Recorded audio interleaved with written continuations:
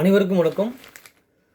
நகராட்சித்துறை பணி நியமனத்தில் ரூபாய் 634 கோடி லஞ்சம் நேரு உள்ளிட்டோர் மீது ஜூன் 23 வரை நடவடிக்கை எடுக்கக்கூடாது, ஹைகோர்ட் உத்தரவு.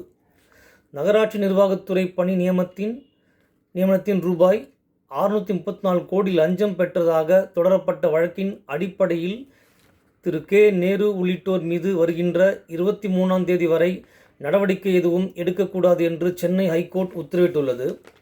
பணி நியமனத்துக்கு லஞ்சம். திமுக ஆட்சி காலத்தில் நகராட்சி நிர்வாகத்துறையில் 2538 உதவி என்ஜினியர்கள், இளநிலை என்ஜினியர்கள் உள்ளிட்ட பணிகளுக்கு நடத்த நியமனங்களில் ரூபாய் 634 கோடி வரை லஞ்சம் பெறப்பட்டுள்ளதாக குற்றம் சாட்டி தமிழ்நாடு டிஜிபிக்கு அமலாக்கத்துறை இயக்குனர் கடிதம் எழுதினார். இந்த கடிதத்தின் அடிப்படையில் நகராட்சித்துறை அமைச்சராக இருந்த நேரு உள்ளிட்டோர் மீது வழக்கு பதிவு செய்ய கோரி சென்னை ஹைகோர்ட்டில் அதிமுக எம்பி இன்பதுரை பொதுநல மனு வழக்கு தாக்கல் செய்தார். இந்த மனுவை விசாரித்த ஹைகோர்ட் அமலாக்கத்துறை இயக்குனரின் கடிதத்தின் அடிப்படையில் உடனடியாக வழக்கு பதிவு செய்ய தமிழ்நாடு லஞ்ச ஒழிப்பு போலீசாருக்கு உத்தரவிட்டது. ஆனால் போலீசார் வழக்கு பதிவு செய்யாததால் சென்னை ஹைகோர்ட்டில் இன்பதுரை கோர்ட் அவமதிப்பு வழக்கை தாக்கல் செய்தார். அதேபோல் இந்த வழக்கின் தீர்ப்பை மறு ஆய்வு செய்ய கோரி அரசு தரப்பில் சீராய்வு மனு தாக்கல் செய்யப்பட்டது. இந்த மனுக்கள் வருகின்ற 23 விசாரணைக்கு வர உள்ள நிலையில் முன்னாள் அமைச்சர் நேரு மீது லஞ்ச ஒழிப்பு போலீசார் வழக்கு பதிவு செய்தனர். இதையடுத்து சென்னை ஹைகோர்ட் தலைமை நீதிபதி ஹானரபிள் SA தர்மாதிகாரி, ஹானரபிள் நீதிபதி G அருண்முருகன் ஆகியோர் முன்பு மூத்த வக்கீல் அரவிந்த பாண்டியன் ஆஜராகி மறு ஆய்வு மனு நிலவில் இருக்கும் பொழுது லஞ்ச ஒழிப்பு போலீசார் வழக்கு பதிவு செய்துள்ளனர்.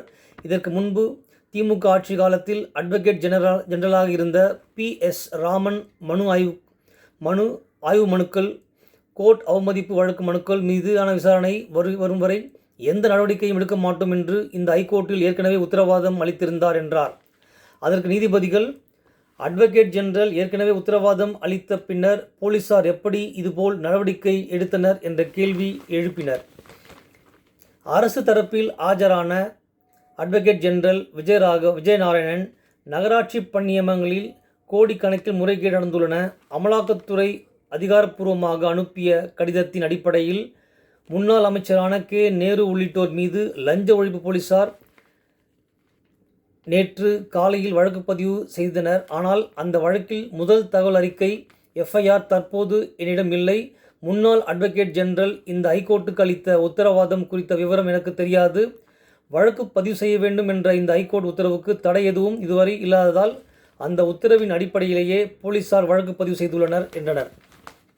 இதையடுத்த நீதிபதிகள் சீராய்வு மனுக்கள், கோர்ட் அவமதிப்பு வழக்கு ஆகியவை வருகின்ற 23 இந்த ஹைகோர்ட்டில் விசாரணைக்கு வர உள்ளது. எனவே லஞ்ச ஒழிப்பு போலீசார் பதிவு செய்துள்ள வழக்கின் அடிப்படையில் வருகின்ற 23 வரை மேல் நடவடிக்கை எடுக்காமல் நிறுத்தி வைப்பதால் அரசுக்கு எந்த பாதிப்பும் வரப்போவதில்லை.